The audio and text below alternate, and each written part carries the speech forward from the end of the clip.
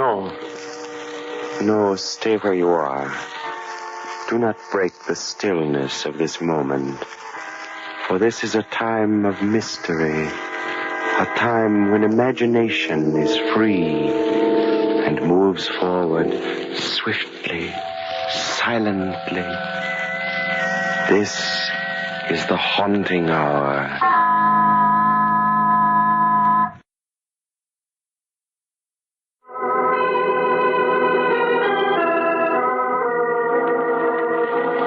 Remember Hugo Carteret? Of course you do. The brilliant criminologist and charming gentleman who had such a wonderful flair for solving crimes, which carried a hint of the macabre and savored of the supernatural. He died back in the 20s, and they say that everybody from the 400 of Park Avenue to the 400,000 of the Bowery and Hell's Kitchen came to his funeral. Anyway, Hugo Carteret left his memoirs, and the very first chapter deals with an infamous crime, which in June of the year 1922 threw all of New York City into an uproar of horror. Such was the case of the Lonesome Corpse.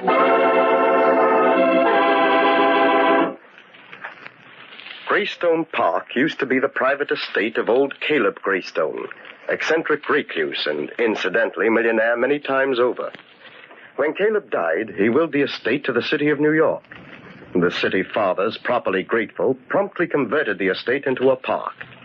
It was public in that it was open to the public, but it had a private look because a 15-foot wall of polished stone completely surrounded it. One day, back in June of 22, a big car drove up to the only entrance. In the back seat of the limousine was William Marsden, wealthy lawyer and executor of the Greystone estate, and he had come to inspect the ground.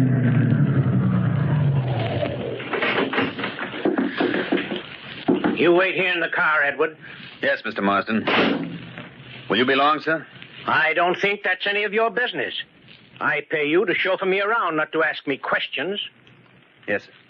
I was only bringing up the fact that it's getting dark, and you said you had to be at the plaza by 9. I'm perfectly able to take care of my own business, Edward. I'll mind mine, and you mind yours.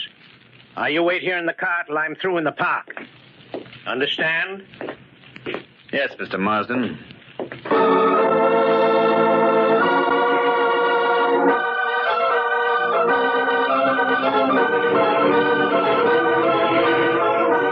Extra, read all about it. William Marsden, private attorney, disappears in darkness of Greystone Park. Week-old case, Friday mysteries, police fail to find clue. Read all about it here.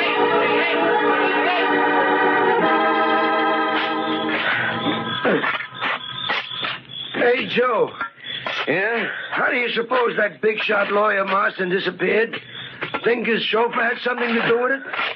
I don't know, Tom. I don't get it. He tells his chauffeur to wait, walks into this here park, and never comes out. Chauffeur hears a scream inside the park, and that's all.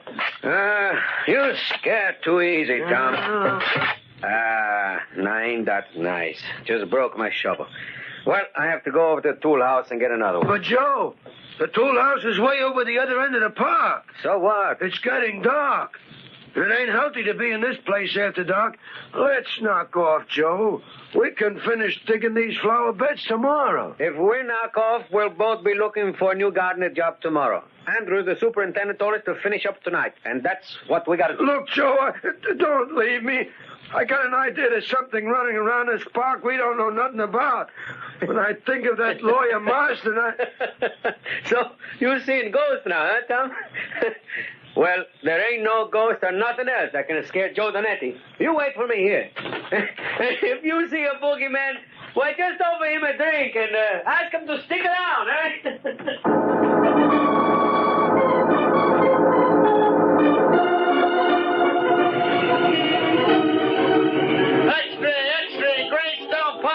Second victim. Park gardener leaves companion for tool house and never returns. Police call in Hugo Carter at a public demand solution. Read all about it here,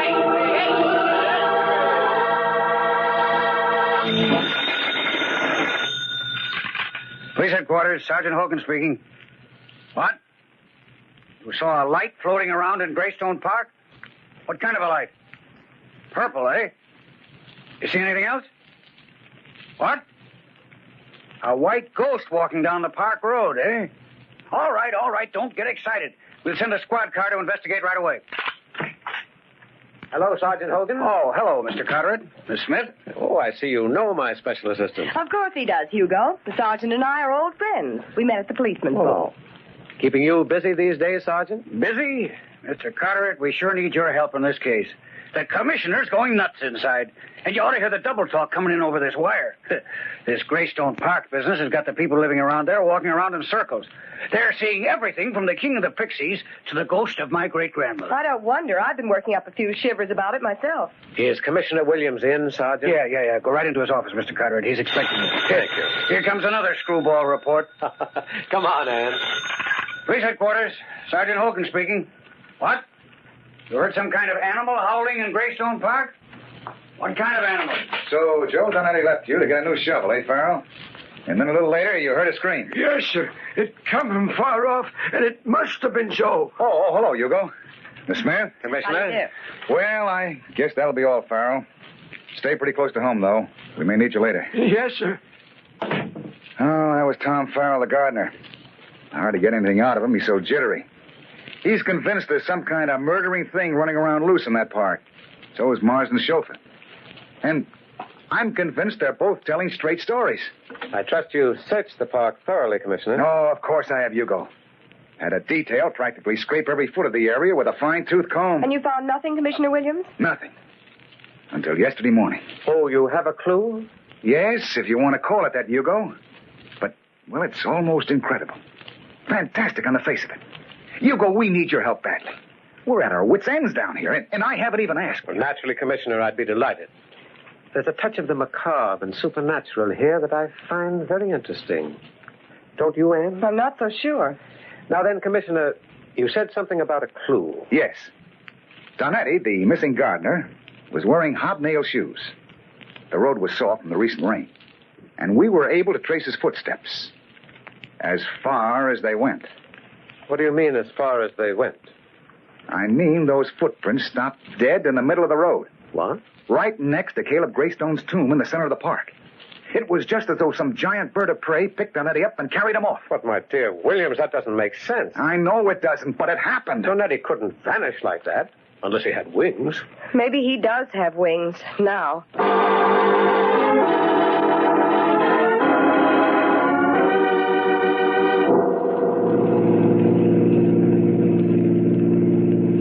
You know, Anne, I can't get those footprints out of my mind. They interest me. They scare me.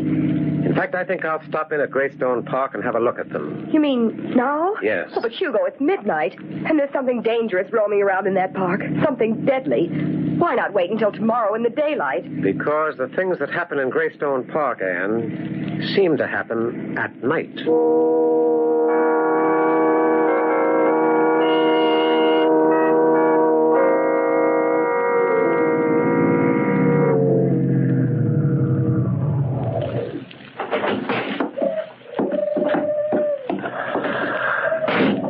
Well, here we are. Yes. Peaceful, serene Greystone Park. The place that people just hate to leave. You should have let me drop you at your apartment, Anne. This is no place for a girl. Oh, no, Mr. Carteret. I'm going right with you. Well, here's the gate. It's the only entrance or exit. Let's try it. There. Neatly locked with a heavy iron chain and padlock. The police want to keep people out, and I think it's a wonderful idea. Either that or they want to keep something in. The thing in this park couldn't be stopped by chains or padlocks. Well, they're not going to stop us either. Here, Anne, I'll boost you up to the top of this stone wall and climb up myself. Come on. There you are. How's the view up there? Oh, lovely. Now then, Mr. Carteret, let's see what kind of a second-story man you are. I haven't done this since I was a boy. This wall is higher than it looks. You all right, Anne? Just dandy. Well, now, I'll drop down and then catch you. All right, Anne. Just let yourself go. All right, but don't miss. There you are. Listen, what was that? Only the wind. Oh, I thought I heard someone calling. Why, Anne, You're trembling. You're telling me.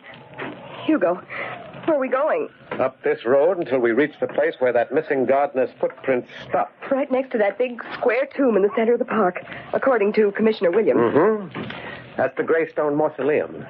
All that remains of old Caleb Greystone, the philanthropist, lies within it. And that's the statue of old Caleb himself, standing on the roof of the tomb. How nice. I hope you realize that William Marsden and Joe Donetti walked along this same road at night, and they did... What's wrong? I felt a cold hand on my face. That isn't a hand, it's a leaf on the end of a twig. Poor kid. You're frightened, aren't you? Who, me? I'm scared to death. I'm so scared my hair's standing on end. It's ruined my permanent. Oh, Hugo. What is it, Anne? That statue on the top of the mausoleum. The statue of Caleb Greystone. Yes? Well, what about it? It moved. What? Now, wait a minute, Anne. Hugo, I tell you, it moved. I saw it lift one of its arms and turn its head in the moonlight. Now, Anne, it's just that you're on edge. What you saw was a mirage brewed out of moonlight and your own imagination. That statue's made of stone. Stone statues don't move. Come on, we leave the road and go down this hollow.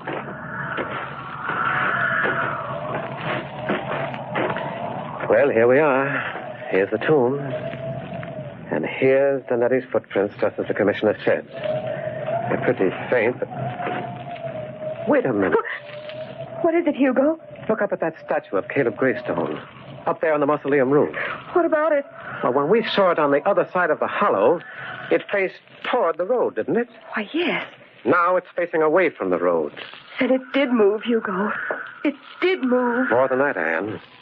While we lost sight of it down in that hollow, it turned completely around.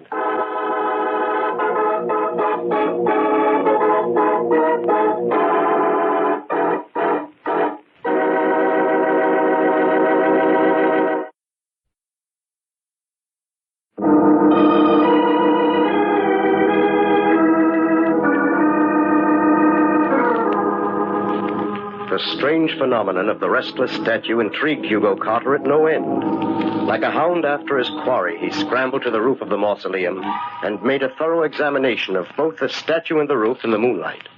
He reported his findings to Police Commissioner Williams, and the next morning, in the light of day, they revisited the scene. You two up there had better be careful. That roof's slippery. Oh, we'll be all right, Anne. Here, Commissioner. Watch what happens when I grasp this statue.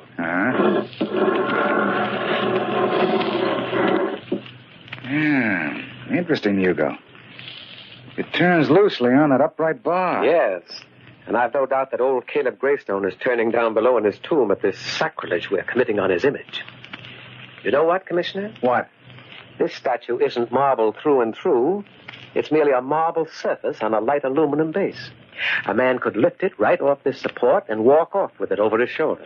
Yes, he could. Well, not that it proves anything. But these scratches on this polished stone roof, May, almost looks as though they led to the door of the crypt on the other end of the roof. It's hard to tell. I tried the door of the crypt last night. It was locked. Yeah, it's still locked. Hey, it's a massive tomb. Big enough to take care of 20 dead millionaires. Yes, you'd think old Caleb Greystone would be pretty lonely down there. And his condition would be lonely anywhere. Well, Hugo, where do we go from here? Let's have a talk with the park superintendent, Commissioner. His office is over there on the left. Maybe he'll be able to throw a little light on the proceedings. As the old saying goes, you never can tell.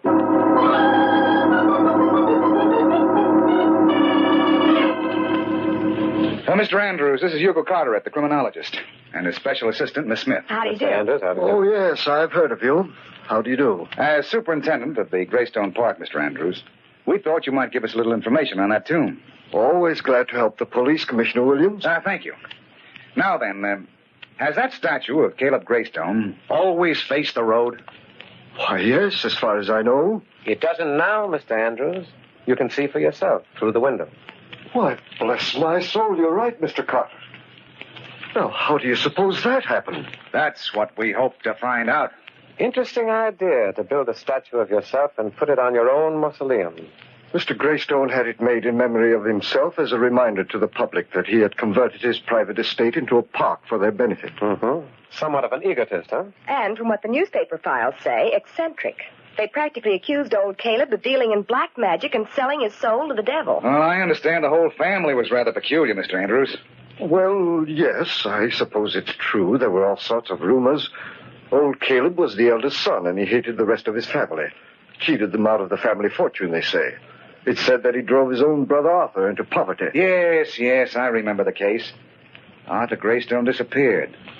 Bureau of Missing Persons never did locate him. Mr. Andrews, that mausoleum out there is a pretty massive affair. Is old Caleb the only one buried there? Yes.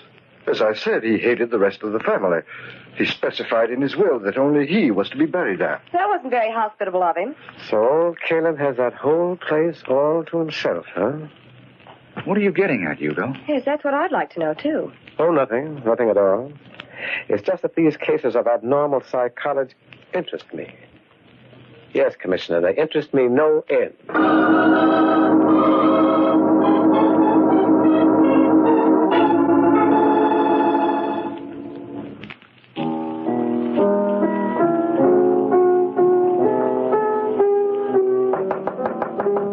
Come in.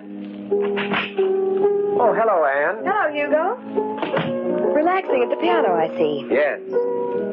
Would you like me to stop? No, I like that melody you're playing. So do I. You know, music brings a certain clarity to the jumbled mind. It resolves things. It's a mental lullaby. Where have you been, Anne? Down at police headquarters. Poor Commissioner Williams. Why poor Commissioner Williams? Every newspaper in town is clamoring either for a solution to this Greystone Park mystery or a new police commissioner. Yes, I know. It's a pity. You know, Anne, Frank Williams is not only a gentleman, he's our friend. I think the time has come for us to try and crack this case. The time has come, all right, but how? Well, we've seen the outside of Caleb Greystone's tomb. It might be interesting to have a look at the inside. The inside? Yes. I've got an idea that's where our solution lies. But how are you going to get in? That door of the crypt on the roof is locked tight. Well, Anne, if I may boast a little, I have a certain skill with burglar tools. Yes, I know, but you can't go there in broad daylight and burglarize somebody's mausoleum. I don't propose to go there in broad daylight. You mean we're going tonight? I mean, I'm going tonight. I'm taking you home right after dinner. Oh, no, you don't. You need someone to hold your flashlight. And besides, I'm just mad about mausoleum.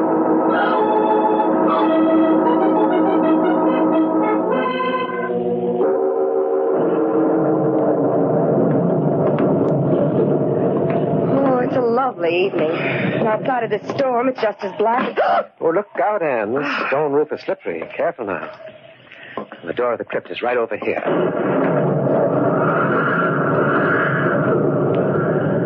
Now keep your flashlight trained right on this lock. But wait a minute. How did that happen? How did what happen? Why, the door of the crypt is unlocked. Unlocked? Yes. Somebody's been here ahead of us.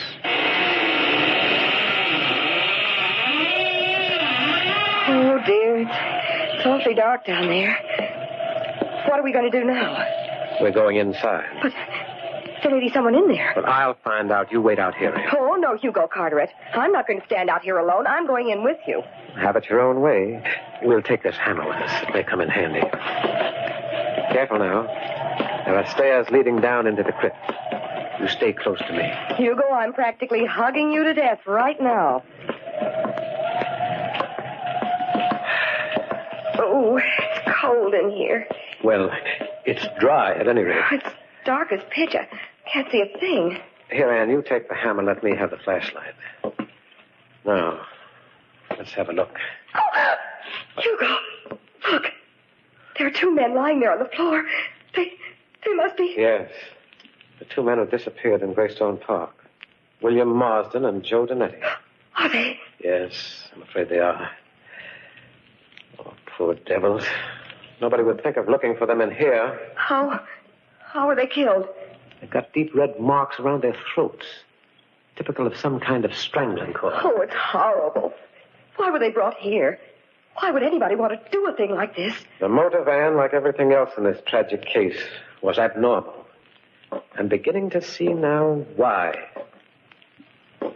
Anne, listen. Footsteps on the roof. Someone's up there. Yes.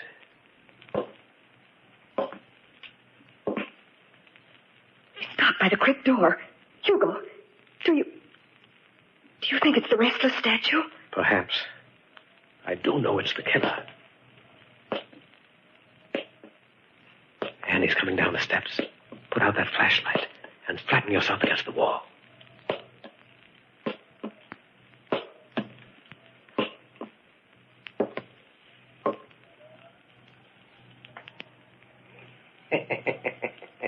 Good evening.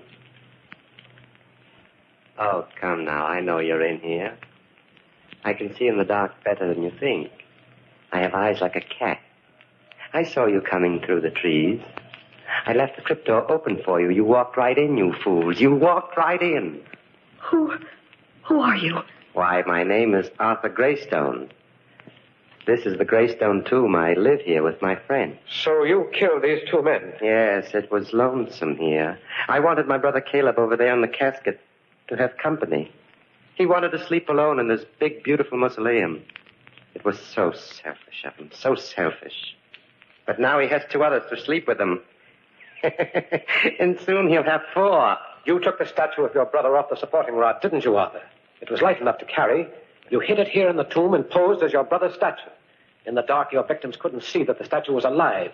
You dropped a cord around their necks as they passed below. You're very clever, my friend. No, I wouldn't move if I were you. I have the strangling cord here in my hand, and I'm very good at using it. Why did you do all this? My brother Caleb cheated me in life. Drove me into poverty. Then he tried to cheat me even in death. He built this tomb and willed that only he would sleep here. This is your idea of revenge, filling his tomb with sleeping companions. Yes, I've waited years to get even. Caleb wanted to be alone, but now he'll never be alone. He'll never be able to realize his dying wish. Well, this talk has been very pleasant. Yes, indeed, but now we must get to work. What do you... I'll take you first, young lady. Please don't try to resist. I assure you I'm very strong.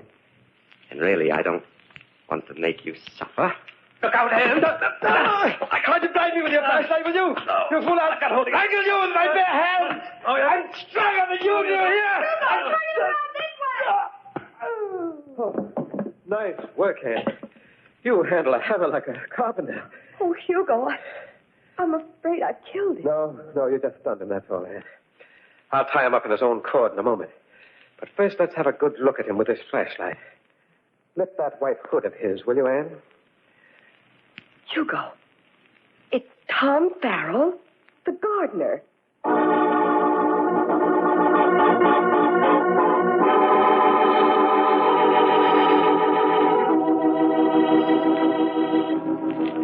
And so ended the case of the lonesome corpse, and another chapter in the memoirs of Hugo Carteret. Arthur Greystone had disappeared, only to reappear close to his brother's mausoleum as Tom Farrell, the gardener, a convenient alias. And the city of New York breathed a certain relief when this murderer, obsessed and poisoned by his macabre idea of revenge, finally went to the chair.